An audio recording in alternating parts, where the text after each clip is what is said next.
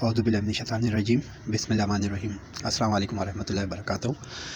सूरह कहफ के हवाले से मैंने लास्ट टाइम बात की थी और बताया था आप लोगों को कि दज्जाली फितने के से यानी बचने के लिए हम शुरू की सूरह कहफ की शुरू की 10 आयतें पढ़ते हैं और इन 10 आयतों के क्या मायने मतलब है, लेकिन उससे पहले जो चीज़ हमें समझनी ज़रूरी थी वो मैंने आप लोगों को लास्ट टाइम बयान किया था। और आज मैं इंशाल्लाह आपको सूरह कहफ की 3 आयतें और उसके अलावा वो आयत भी मैं आपको दिखाऊंगा जिसमें अल्लाह सुब्हानहू व तआला ने दज्जालियों को मुखातिब किया, और भी बहुत सी आयतें। अभी तो मैं सिर्फ एक ही आयत दिखा दूंगा आपको। और पहले मैं आपको पीछे जो मैंने आपको बताया था वो आपको दोबारा एक दफ़ा थोड़ा सा मैं उसके बारे में बताता चलूँ, क्योंकि अगर आप ये नहीं समझ सकें तो फिर आगे भी आप नहीं समझ सकेंगे। और ये जो 10 आयतें हम पढ़ रहे हैं सूरह कहफ इसीलिए पढ़ रहे हैं ताकि हम फितनों से बचें। और अब हमें जब यही नहीं पता होगा कि फ़ितना डालने वाले कौन लोग हैं और किस तरीके से फितना फैला रहे हैं, तो फिर इन सब चीज़ों को समझना आसान नहीं होगा। तो सबसे पहले मैंने आपको बताया था कि ये क्या करते हैं कि ये जिस ज़बान में हदायत उतरी है, यानी अल्लाह सुब्हानहू व तआला ने जो कलाम उतारा, तौरात जो उतारा, जिस ज़बान में उतारा उस ज़बान से लोगों को दूर कर दिया। अब लोगों को उस ज़बान के मायने मतलब नहीं पता, यानी यहूदी जिस ज़बान में तौरात पढ़ते हैं वो ज़बान उनको नहीं आती बोलना। इसी तरीके से जिसने इंजील की किताब के साथ किया कि इंजील की किताब जिस ज़बान में, ईसाइयों को वो ज़बान नहीं आती। इसी तरीके से अब अरबी के साथ भी ये इसी तरीके से खेल रहे हैं। होना तो ये चाहिए था कि हम मुसलमानों को कि एक होना चाहिए और कहना चाहिए कि नहीं जी, जो कुरान की अरबी है वही अरबी अब रहेगी पूरी दुनिया में, जितने भी मुसलमान ममालिक हैं ये उनकी ख़ास स्पेशल ज़बान होगी और इसी में हम बात करेंगे। और इवन अरब वालों के लिए भी यही करना चाहिए था कि वो सिर्फ कुरान की अरबी को रहने देते, बाकी सारी अरबी को ख़त्म कर देते, तो बहुत आसानी रहती। लेकिन अल्लाह हिदायत देने वाला है। अब हो क्या रहा है कि इन्होंने यहूदियों के साथ ये किया कि जब जिस ज़बान में जो है ज़बान को इन्होंने जब चेंज किया तो उसके बाद उनकी आयतें भी छुपानी शुरू कर दी। फिर उसके बाद उन्होंने उसको तोड़ मरोड़ के ऐसे बयान किया कि सही को गलत और गलत को सही कर दिया। और यही ईसाइयों के साथ किया और अब यही हम मुसलमानों के साथ चल रहा है। तो ये पहला फितना तो ये क्रिएट करते हैं कि ज़बान से दूर करते हैं। दूसरा फितना ये करते हैं कि जो आपके कानून है, यानी अल्लाह सुब्हानहू व तआला कह रहे हैं कि ये कुरान की किताब जो है नबी करीम सल्लल्लाहु अलैहि वसल्लम को फरमा रहे हैं कि आप इसी किताब से लोगों को हुक्म दीजिए, यानी आप लोगों के दरमियान में फ़ैसला करेंगे तो इसी किताब के ज़रिए करेंगे। मुख्तलिफ़ जगहों पे मुख्तलिफ इसी तरह की हदायत है और आगे भी मैं आपको इसके बारे में थोड़ा तफसील बताऊँगा क्योंकि आयत का हिस्सा है वो। तो ये कहते हैं कि नहीं जी, दुनिया में जो कानून बनेगा ना वो हमारे हिसाब से बनेगा। यानी अगर आप बात करेंगे नमाज, रोज़ा, ज़कात, हज सब कुछ करें ठीक है, लेकिन जैसे ही आप कहेंगे कि अपने मुल्क का कानून जो है वो इस्लाम के मुताबिक बनेगा, इनका पूरा टोला आपके ऊपर अटैक कर देगा। ये आपको बुरी तरीके से रगड़ देंगे, ये आपको आगे चलने ही नहीं देंगे। आपके बारे में तरह तरह की बहस मुबाहिसा और जितना हो सका फितना बर्पा करेंगे ताकि आपकी ये बात दबाई जा सके कि मुल्क का कानून जो है वो इनके मुताबिक रहे।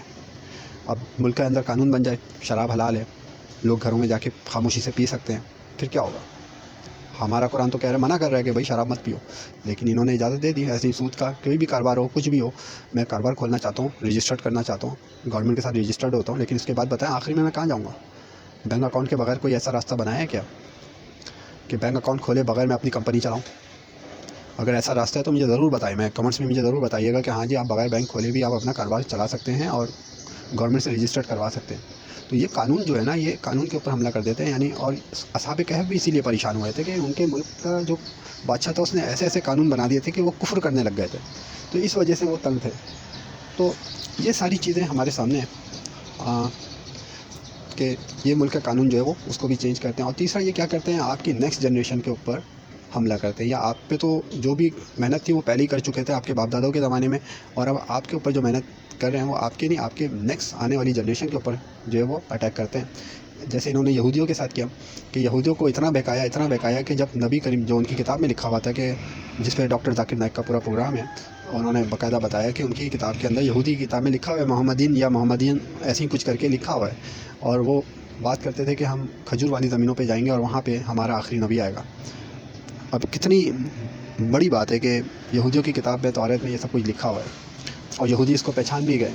यहूदियों का जो वाक़या एक मशहूर है, नबी करीम सल्लल्लाहु अलैहि वसल्लम की एक ज़ौजा मोहतरमा थी, मैं उनका नाम भूल रहा हूँ, उनके जो वालिद साहब और चचा की गुफ्तगू थी जो उन्होंने सुनी, और उन्होंने फिर नबी करीम सल्लल्लाहु अलैहि वसल्लम को बताया कि उस वक्त मेरे बाप और चचा ने ये बात की थी कि एक कहते कि क्या तुम पहचाना तुमने, ये वही नबी है?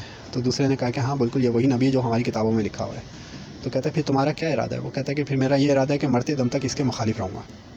अब आप सोचें कि इतनी बड़ी बात कही जा रही है कि पहचान भी गए, फिर भी क्योंकि फितना इतना उनके अंदर डाल दिया था दज्जालियों ने, इतना फितना घुसा दिया था कि वो उसके बावजूद कह रहे कि मैं नबी करीम सल्लल्लाहु अलैहि वसल्लम को अपना आखिरी नबी नहीं मानूंगा। तो फिर किसको मानेंगे भाई? अब दज्जाल का इंतज़ार कर रहे हैं यहूदी जो हैं, वो अब दज्जाल का इंतज़ार कर रहे हैं कि वो उनका आखिरी नबी आएगा, नाउज़ुबिल्लाह। यानी उस दज्जाल को अब आखिरी नबी मान रहे हो, यही दज्जालियों का फितना था। इसी तरीके से ईसाइयों को बहका दिया कि भाई तुम्हारे ईसा अलैहिस्सलाम तो नाउज़ुबिल्लाह अल्लाह के बेटे हैं और ख़ुद खुदा हैं। अब जब दज्जाल आएगा, दज्जाल से ये जो क्रिश्चियन ईसाई पूछेंगे कि क्या आप अल्लाह के बेटे हैं, तो दज्जाल तो फ़ौरन मुकर फ़रेब का तो मास्टर होगा वो, तो फ़ौरन बोलेगा हाँ जी मैं तो नाउज़ुबिल्लाह खुदा का बेटा हूँ, बल्कि मैं ख़ुद खुदा हूँ। सारे के सारे ईसाई फ़ौरन उसकी साइड पे हो जाएंगे। हम बोलेंगे देख लो भाई, मुसलमान लोग ऐसे ही बोंगियाँ मारते थे, तो हम मुसलमानों को वो दलील करेंगे, डिग्रेड कर देंगे उसी वक्त कि तुम लोग झूठ बोलते थे, देखो हम तो कहते थे कि ये खुदा का बेटा है और नाउज़ुबिल्लाह खुदा है। तो और दज्जाल उसी तरीके से उनको जीतेगा। तो अब वो भी दज्जाल का इंतज़ार कर रहे हैं, और हम मुसलमानों में भी कोशिश की जा रही है कि इमाम मेहदी के नाम पे तरह तरह के फितने खड़े किए जा रहे हैं, और इतनी चीज़ें मिक्स की जा रही हैं कि लोग दज्जाल को इमाम मेहदी मान लें और इमाम मेहदी को दज्जाल मान लें। तो ये कोशिश जारी है और ये कर रहे हैं ये लोग।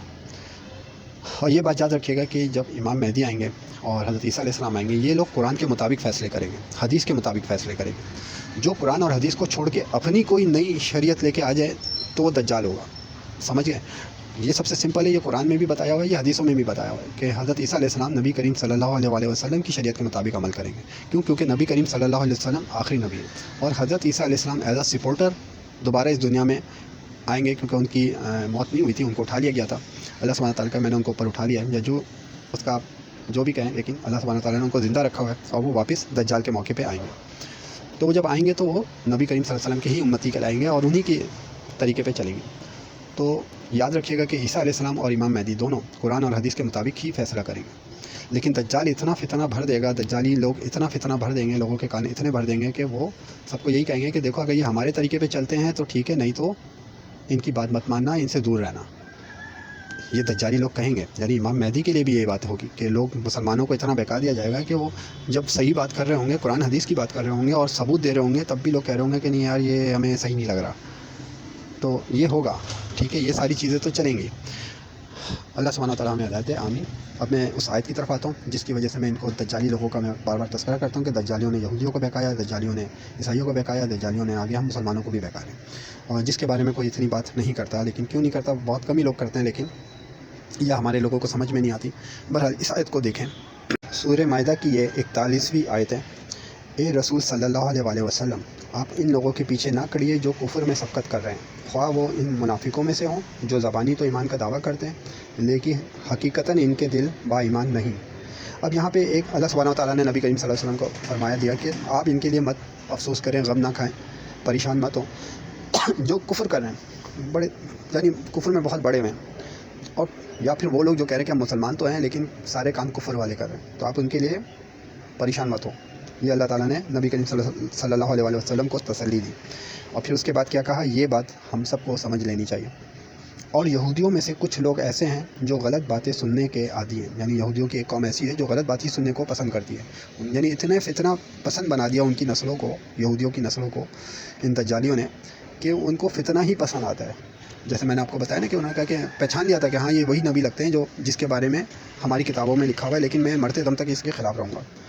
ठीक है, तो ये ऐसे यानी उनके दिलों को इतना गंदा कर दिया था। अब उसके बाद आगे जो मैं बार बार कहता हूँ दज्जाली लोग, तो अब आप पढ़ लें। और उन लोगों के जासूस हैं जो अब तक आपके पास नहीं आए। ठीक है, यहूदियों में से कुछ लोग ऐसे हैं जो गलत बातें सुनने के आदी हैं, और उन लोगों के जासूस हैं जो अब तक आपके पास नहीं आए। अब ये उन लोगों के किन लोगों के जासूस हैं? यानी यहूदी कौम को कहा जा रहा है कि ये उन लोगों के जासूस हैं। मैंने आप लोगों को कहा ना बार बार कि अल्लाह सुब्हानहू तआला ने बड़े बड़े इशारों में, बड़े तरीके से, कि हम इनकी पोशीदा बातें सुनते हैं। वो समझते कि हम अल्लाह हमारी बातें नहीं सुन रहा। मैं उनके हर चीज़ को मैंने अपने मेरे दायरे में, हर चीज़ मेरे दायरे में, यानी हर चीज़ मैं जानता हूँ इनकी। अल्लाह ने जगह जगह पे फरमाया है। तो यहाँ पे भी अल्लाह सुब्हानहू तआला फरमा रहे हैं कि उन लोगों के जासूस से जो अब तक आपके पास नहीं है। तो ये दज्जाली लोग नबी करीम सल्लल्लाहु अलैहि वसल्लम के सामने आ भी नहीं सकते थे। अगर आ जाते तो नबी करीम सल्लल्लाहु अलैहि वसल्लम अल्लाह के हुक्म से बता देते कि भाई ये तो वही दज्जाली लोग हैं जिनके फितरों से सारे नबी डराते थे कि ये फितना परवर लोग हैं, ये लोगों को बहकाते हैं और लोगों को इस तरीके से बहका देते हैं कि लोग जो हैं सही को गलत और गलत को सही कहना शुरू कर देते हैं। तो यहाँ ये बात बिल्कुल अब सबके दिमाग में क्लियर हो गई होगी कि यहूदी जो हैं गलत बात सुनने के आदी हैं, और उन लोगों के, यानी मैं जिनको दज्जाली कह रहा हूँ, दज्जाली लोगों के जासूस हैं जो अब तक आप सल्लल्लाहु अलैहि वसल्लम के पास नहीं आए। وہ کلمات کے اصلی موقع کو چھوڑ کے کر انہیں متغیر کر دیا کرتے ہیں، یعنی وہ کلمات کے جو اصل جو احکامات ہیں ان کو چھوڑ کر ان کے ارد گرد ایسا فتنہ ڈالتے ہیں، ایسی باتیں کرتے ہیں، اور اس طریقے سے یعنی ان آیتوں کو، ان احکامات کو گھما پھرا کے ایسے بیان کرتے ہیں کہ لوگ کو سمجھ میں نہیں آتا کہ آخر اللہ سبحانہ و تعالیٰ کا حکم کیا ہے۔ اور پھر وہ کیا کرتے ہیں، یعنی ان کو چینج اور بدلنے کے بعد کیا کرتے ہیں، کہتے ہیں کہ اگر تم یہی حکم دیے جاؤ تو قبول کر لینا، اور اگر یہ حکم نہ دیے جاؤ تو الگ تھلگ رہنا۔ یعنی یہاں پہ وہ کہتے ہیں کہ دیکھو اگر تمہیں یہ حکم ملے گا نا، جو بھی آخری نبی ہوگا اگر یہ حکم دے گا تو مان لینا، اگر نہیں دے گا تو الگ ہو جانا۔ تو یہ اس طریقے سے دجالی فتنہ جو ہے نا یہ کام کرتا ہے۔ یہ کہتا ہے کہ دیکھو قرآن، اب یہ نہیں بول رہے کہ قرآن کے مطابق یا فلاں حکم کے مطابق، بلکہ یہ کہہ رہے ہیں کہ دیکھو تم یہ باتیں کرے گا نا تو بس چھوڑ دینا، فالتو آدمی ہے، فضول ہے، بیکار ہے، اس کی باتیں سننا بیکار ہے، یہ ایسی فتنہ ہے ایک، ٹھیک ہے، کیونکہ ہمارے حکم کے مطابق نہیں چل رہا۔ نعوذ باللہ، یعنی یوں کہیں کہ نبی کریم اب جب امام مہدی آئیں گے یا حضرت عیسیٰ علیہ السلام آئیں گے، اور میں کہتا ہوں کہ جی ایسے ایسے ہونا چاہیے، امام مہدی کہیں گے کہ نہیں میں یوں فیصلہ کروں گا، تو میں کہتا ہوں کہ نہیں بھائی اس کو آپ لوگ کہیں کہ یہ فتنہ والا آدمی ہے، اس کو مت مانو، تو میری مجال میں ایسے ہی کچھ بات کر سکوں، یا حضرت عیسیٰ علیہ السلام کے بارے میں کہہ سکوں کہ عیسیٰ علیہ السلام جو ہے وہ میرے مطابق چلیں گے تو ٹھیک ہے، ورنہ تو عیسیٰ علیہ السلام نہیں ہے۔ تو انہوں نے اتنا فتنہ بھر دیا کہ لوگوں کے سامنے اللہ کے احکامات ہونے کے باوجود، سب کچھ موجود ہونے کے باوجود، وہ کہنے لگے کہ نہیں جی ہم تو اس نبی کو نہیں مانیں گے کیونکہ یہ ہمارے حکم کے مطابق نہیں چلا۔ بھائی امام مہدی اور حضرت عیسیٰ علیہ السلام ہمارے حکم کے مطابق نہیں چلیں گے، بلکہ وہ تو آ کے بتائیں گے ہمارے اندر جو اختلافات تھے، جو ہمارے اندر کمزوریاں تھیں، جو ہمارے اندر جتنی بھی خرابیاں تھیں جن کی وجہ سے ہم تباہ برباد ہو رہے تھے، یہ لوگ تو وہ آ کے بتائیں گے، اور اس کو دکھانے کے بعد بتائیں گے کہ دیکھو تم لوگوں نے اب یہ کرنا ہے، یہ کرنا ہے، یہ کرنا ہے۔ ہم ان کو تھوڑی دیں گے کہ انسٹرکشن کہ بھائی آپ نے ایسے کرنا ہے۔ تو یہودیوں نے اتنا فتنہ پھیلا دیا، اتنا پھنسا دیا تھا یعنی یہودیوں کو، دجالیوں نے اتنا فتنہ اور اتنا فساد ان کے دماغوں میں ڈال دیا تھا کہ وہ کہنے لگے کہ نبی کریم صلی اللہ علیہ وسلم ہمارے مطابق چلیں گے تو ہم ٹھیک ہے، ورنہ تو ہم ان کو نہیں مانیں گے، ہم الگ تھلگ ہو جائیں گے۔ اب اللہ سبحانہ و تعالیٰ مزید کہہ رہے ہیں کہ اور جس کا خراب کرنا اللہ کو منظور ہے تو آپ اس کے لیے خدائی ہدایت میں سے کسی چیز کے مختار نہیں۔ اللہ تعالیٰ کا ارادہ ان کے دلوں کو پاک کرنے کا نہیں، ان کے لیے دنیا میں بھی بڑی ذلت اور رسوائی ہے، اور آخرت میں بھی ان کے لیے بڑی سخت سزا ہے۔ تو اللہ سبحانہ و تعالیٰ نے صاف لفظوں میں کہہ دیا نبی کریم صلی اللہ علیہ وسلم کو کہ آپ پریشان مت ہوں، آپ ان کے لیے غم مت کھائیں، یہ لوگ ہیں ہی ایسے، اور میں ان کو اس کی سخت سزا دوں گا، اور میں بھی اب ان کو ٹھیک نہیں کروں گا، کیونکہ یہ خود اتنا غرور میں آگے نکل گئے ہیں، اللہ کے خلاف اتنا کچھ آگے نکل گئے ہیں کہ بیان سے باہر ہے۔ اور بھی کئی جواب ہیں سورہ مائدہ میں، سورہ نساء میں، اللہ سبحانہ و تعالیٰ نے ان کو بڑا پکارا ہے، ان کو بڑے خاموشی کے ساتھ اللہ تعالیٰ نے اشارے دیے ہیں کہ وہ اپنی چال چل رہے ہیں، میں اپنی چال چل رہا ہوں۔ تو یہ اللہ سبحانہ و تعالیٰ نے جگہ جگہ پہ فرمایا ہے ان دجالیوں کے بارے میں۔ تو امید ہے یہاں تک جو کچھ میں نے اب تک بیان کیا وہ سب اسی قرآن کی آیت کے حوالے سے بیان کیا تھا، اور یہ ساری چیزیں بتائی، اور بھی بہت ساری چیزیں ہیں جو میں نے دیکھی تھی، اور ان کو دیکھ کے میں نے یہ سارے اندازے لگائے۔ اور کہنے کا مقصد یہی تھا کہ اگر دجالی فتنوں سے بچنا ہے تو ہمیں پہلے سمجھنا ہوگا کہ وہ فتنے ہیں کیا، اور اسی حوالے سے میں نے یہ ساری باتیں کی۔ اور اب میں جو ہے سورہ کہف کی جو ہے انشاءاللہ پہلی آیت پڑھوں گا، اور جب اس کا ترجمہ اور تفسیر سمجھانے کی کوشش کروں گا تو مجھے امید ہے کہ لوگوں کو آسانی سے سمجھ میں آ جائے گا۔ پہلی آیت ہے، تمام تعریفیں اسی اللہ کے لیے سزاوار ہے جس نے اپنے بندے پر یہ قرآن اتارا اور اس میں کوئی کسر باقی نہ چھوڑی۔ تو یہاں پہ اللہ سبحانہ و تعالیٰ نے بالکل صاف لفظوں میں کہہ دیا ہے کہ اپنے بندے پہ میں نے یہ قرآن اتارا ہے، ٹھیک ہے، اور اس میں کوئی کسر باقی نہیں چھوڑی ہے۔ اس کا مطلب یہی ہے کہ تمام قانون یعنی تمام چیزیں ہمیں جو دیکھنی ہیں وہ قرآن سے دیکھنی ہیں۔ اب چاہے ایک بندہ اپنی زندگی کو ہی کیوں نہ دیکھے کہ میں نے کیسے زندگی گزارنی ہے، تو قرآن میں لکھا ہے۔ اگر اسی طریقے سے پوری دنیا کا قانون بنانا ہے بیٹھ کے، تو بھی وہ بھی قرآن میں لکھا ہوا ہے۔ تو قرآن میں کہیں کسی چیز کی کوئی کمی نہیں۔ اگر کوئی یہ بولتا ہے کہ نہیں جی وہ پرانا زمانہ تھا، تو اس کا مطلب ہے اس کو اسلام کے بارے میں کچھ نہیں پتہ، اور اس نے قرآن تو کھول کے دیکھا ہی نہیں ہے، اپنی طرف سے بونگیا مار رہا ہے، ٹھیک ہے۔ یہ بالکل صاف لفظوں میں کہوں گا، وہ لوگ جو عالم ہو کے بھی یہ بات بول جاتے ہیں کہ جی اب زمانہ چینج ہو گیا ہے، تو سمجھ جائیں کہ یہ دجال کے فتنے میں بری طریقے سے پھنسے ہوئے ہیں۔ اور اگر آپ قرآن کی کتاب جب اللہ تعالیٰ کہہ رہے ہیں کہ میں نے اپنے بندے پر یہ قرآن اتارا اور اس میں کوئی کسر باقی نہ چھوڑی، یعنی اس کتاب کے اندر کوئی کسر باقی نہیں چھوڑی ہے، تو آپ سب سے بہتر طریقہ یہ ہے کہ قرآن کی کوئی بھی اپلیکیشن ڈاؤن لوڈ کریں، اس میں لکھیں کتاب اور سرچ کر لیں، 200 سے اوپر آیتیں آ جائیں گی، اور ان 200 آیتوں کو بیٹھ کے آپ پڑھنا شروع کریں، آرام سے سکون کے ساتھ ایک آیت ایک روز پڑھ لیں، اس کے بارے میں سوچیں کہ وہ آخر اس میں اللہ تعالیٰ نے کیا کہا ہے۔ یعنی یہاں تک انبیاء کرام کو کہا جا رہا ہے کہ تم نے اس کتاب سے فیصلے کرنے، تم نے لوگوں کے درمیان اس کتاب سے فیصلے کرنے۔ جس نے ہماری کتاب کو چھوڑ کے دوسری کتاب کی پیروی کی، اس قوم کو ہم نے تباہ و برباد کر دیا۔ کہیں پہ آ رہا ہے کہ کیا ایمان والوں کے دل ابھی تک اس کتاب کو پڑھنے کے بعد نرم نہیں ہوئے؟ اس طرح کی یہ ساری اللہ تعالیٰ نے یہاں پہ کئی جگہوں پہ بتایا کہ یعنی ہم نے یہ کتاب اتاری ہے لوگوں کے لیے تاکہ لوگ صحیح راستے پہ رہیں. اور یہاں پہ اللہ سبحانہ و تعالیٰ بالکل یہی بات کہہ رہے ہیں، تمام تعریف اسی اللہ کے لیے سزاوار ہے جس نے اپنے بندے پر یہ قرآن اتارا. یعنی اب آپ اس کو یوں سمجھ لیں کہ میں ایک مشین بناتا ہوں اور آپ کو دے دیتا ہوں اور آپ کو کہتا ہوں کہ آپ اس کو استعمال کریں. آپ پوچھیں گے مجھ سے کہ بھائی یہ مشین ہے کیا، کس طریقے سے استعمال ہوگی، اس میں تو بٹن بہت سارے نظر آ رہے ہیں، آپ ایسے ہی 4-5 بٹن دبائیں گے یا تو وہ مشین خراب ہو جائے گی اور کچھ نہیں ہوگا. آپ کو ایک ٹائم لگے گا اس کو سمجھنے میں، اس مشین کو سمجھنے میں ایک لمبا عرصہ لگے گا، ورنہ تو وہ مشین کو خراب ہونے میں زیادہ دیر نہیں لگے گی.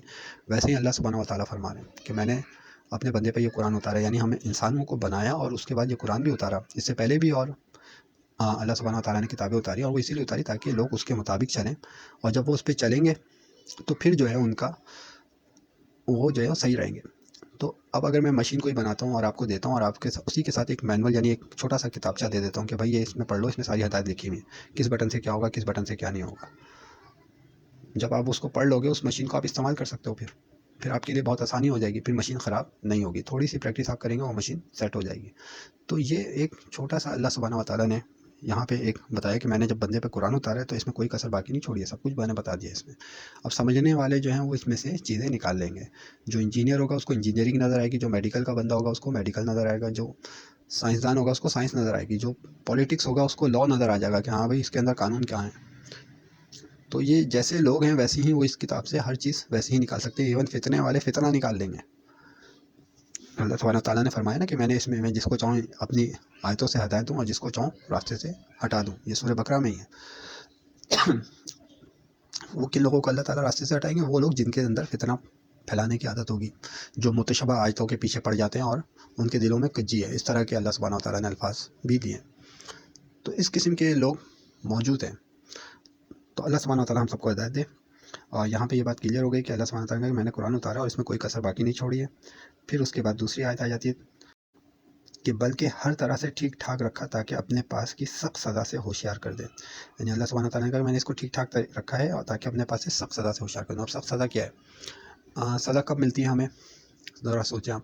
اگر کوئی کام ہم غلط کر رہے ہوتے ہیں، کوئی آدمی بولتا ہے ہمیں یہ کام ایسے کرنا اور ہم غلط کرتے ہیں تو اس کی بدلے میں سزا دیتا ہے. تو اللہ سبحانہ کا یہاں پہ بہت سخت سزا ہے اگر تم اس کے مطابق نہیں چلو گے. اور قرآن کے اندر آ رہا ہے چور کی سزا ہاتھ کاٹو. اسی طریقے سے قرآن میں بہت ساری باقاعدہ احکامات آ رہے ہیں، ہم اس پہ عمل ہی نہیں کر رہے. اللہ تعالیٰ کہہ رہے ہیں گروہ میں نہ بٹو. یہاں پہ ہم نے بہت ساری پارٹیاں بنا کے رکھی ہوئی ہیں، ہر آدمی اپنی پارٹی لے کے چل رہا ہے. اللہ تعالیٰ کہہ رہے تو سب ایک امت بن کے رہو، یعنی ایک ہو کے رہو، ورنہ تم یہود نصارہ کی طرح تباہ و برباد ہو جاؤ گے. اور ہم ایک ہو ہی نہیں رہے. پہلے ہم ملکوں میں بٹے ہوئے ہیں، پھر ملک کے اندر جو ہیں وہ سیاسی پارٹیوں میں بٹے ہوئے ہیں، سیاسی پارٹیوں سے ہٹ کے تھوڑا سا دیکھا جائے تو پھر قبیلوں میں بٹے ہوئے ہیں، پھر فرقے بنا لیے ہم نے. یہ سارے کے سارے گروہ ہیں، مختلف گروہ ہیں. ٹھیک ہے ہم پوری دنیا کے تمام مسلمانوں کو تو ایک نہیں کر سکتے، لیکن ابھی ہم پاکستان کے اندر تو ایک ہو سکتے ہیں. پاکستان کا نظام تو اسلامی نظام بنا سکتے ہیں، اس کے لیے آواز اٹھا سکتے ہیں. جب ہم لوگوں سے بات کرتے ہیں کہ ہاں بھائی آؤ اسلامی نظام کی طرف، تو لوگ بولتے ہیں کون لائے گا اسلامی نظام؟ یہ آپ نہیں بول رہے، یہ دجالی فتنہ ہے جو آپ کے دماغوں میں ڈال دیا گیا، ٹھوس دیا گیا کہ آپ قرآن کو بجائے یہ کہنے کے کہ ہاں یار مجھے اللہ کے حکم کے مطابق چلنا ہے، قرآن کے مطابق چلنا ہے، اگر آپ اسلام کے نظام کی بات کر رہے ہو تو میں بھی آپ کے ساتھ ہوں. اور کون کون ہمارے ساتھ ملتا ہے. اور جیسے جیسے لوگ جو اسلام کو پسند کرتے ہیں، جو قرآن اور اس پہ چلنا چاہتے ہیں، تو جو دجال کے فتنوں سے بچنا چاہتے ہیں، وہ جب آپس میں ایک ہونا شروع ہوں گے تو اصحاب کہف بھی تو ایسے ہی ایک ہوئے تھے. وہ ایک دوسرے کو نہیں جانتے تھے، وہ سب وہاں جب آ کے بیٹھے. اگر آپ سورہ کہف کی یہ 22 یا 25 آیتیں آپ پڑھ لیں شروع کی اردو ترجمے کے ساتھ، تو آپ کو بہت کچھ سمجھ میں آ جائے گا کہ یہ سب ایک دوسرے کو جانتے بھی نہیں تھے. اور تفسیر کے ساتھ پڑھے تو بہت ہی اچھا ہے کہ ایک دوسرے کو جانتے بھی نہیں تھے. یہ سب جنگل میں جمع ہوئے ہیں، ایک دوسرے سے پوچھا بھائی آپ کیسے ہیں؟ تو انہوں نے بتایا بھائی میں تو تنگ آیا ہوں بادشاہ کے ظلم سے، کہ عجیب عجیب اس نے قانون بنا کے رکھے ہیں. اور اسی وجہ سے ان سب میں آپس میں محبت ہو گئی، التفت ہو گئی، یعنی ایک دوسرے کو لوگوں نے پسند کیا. ایک ہوتا ہے چاہنا. ہمارے یہاں تو محبت کا مطلب کچھ غلطی مطلب لے لیا جاتا ہے، لیکن یہ ایک ہوتا ہے کہ پسند کرنا کہ یار تمہارا بھی یہی آئیڈیا، میرا بھی یہی بات ہے، میں بھی یہی بات کر رہا ہوں، وہ بھی یہی بات کر رہا ہے. یہ چند لوگ جو جمع ہو گئے تھے، ان لوگوں کا یہی تھا مقصد کہ اب ہمیں ان قانونوں پہ نہیں چلنا جو ہمارے بادشاہوں نے بنایا ہوا ہے. اور پھر وہ کون تھے؟ وہ اصحاب کہف. آگے آئے گا اس کا واقعہ انشاءاللہ، وہ بھی تذکرہ کر دوں گا. لیکن ابھی یہاں پہ مقصد جو ہے وہ یہی ہے کہ جب ہم قرآن کی بات کر رہے ہیں، اللہ سبحانہ و تعالیٰ کہہ رہے ہیں کہ اگر تم اس پہ نہیں چلو گے تو تمہیں سخت سزا ملے گی. آخرت میں تو ملے گی، دنیا میں کیا ملے گی؟ آپ خود سوچیں. کشمیر کا مسئلہ ہم حل نہیں کرا سکتے، ہم فلسطین کا مسئلہ حل نہیں کرا سکتے، ہم کسی بھی مسلمان ممالک میں جہاں پہ بھی ظلم ہو رہا ہے وہاں پہ ہم ان کے ساتھ کچھ بھی نہیں کر سکتے. ہم بس بیٹھے ہیں اور یہی ہمارا سب سے بڑا، اس سے بڑی سزا اور کیا ہوگی؟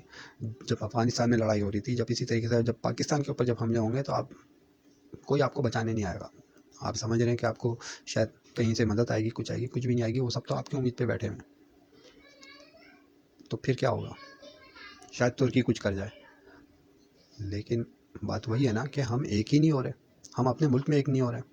ہم باہر والوں کو کیا ایک کریں گے؟ پہلے اپنے ملک میں ایک ہوں، اور ایک ہونے کے بعد ہم کہیں کہ قرآن کے اندر قانون ہے کہ گروہ میں نہ بٹو. تو اب کوئی سیاسی پارٹی نہیں ہوگی، سب ایک پارٹی. اور جب سب ایک پارٹی ہو جائے گی تو پھر سب کا احتساب ہو کہ کس نے کہاں کیا کھایا.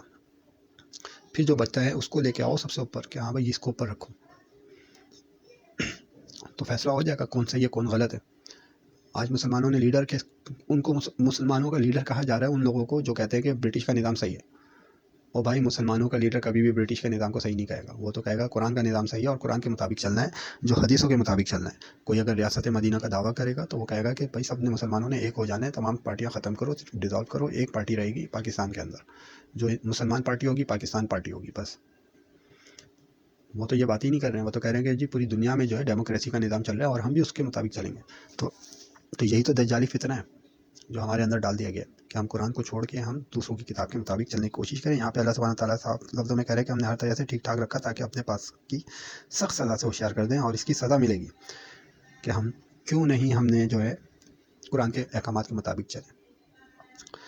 اور ایمان لانے والوں اور نیک عمل کرنے والوں کو خوشخبریاں سنا دیں کہ ان کے لیے بہترین بدلہ ہے.